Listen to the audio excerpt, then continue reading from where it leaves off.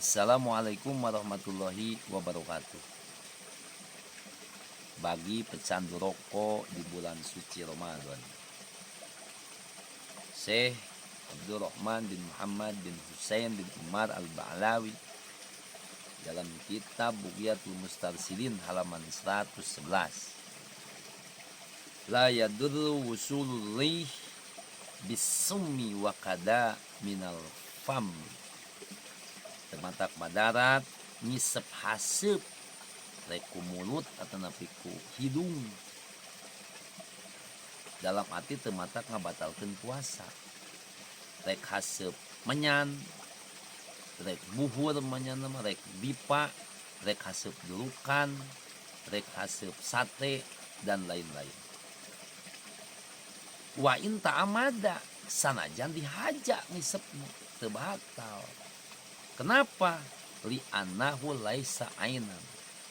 Sabab haseup menyan, haseup buhur, haseup dipa dan lain-lain laisa ainan, lain ain. Dan matak ngabatalkeun kana puasa mah asupna ain kana salah sahiji liang anu tumerus kana kadut.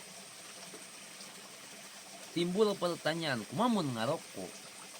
Pan ngarokok ngisep haseup? Maka dijawab ku Syekh Abdurrahman bin Muhammad bin Husain bin Umar Al-Ba'lawi, ngarokok hukumanana batal. Kenapa?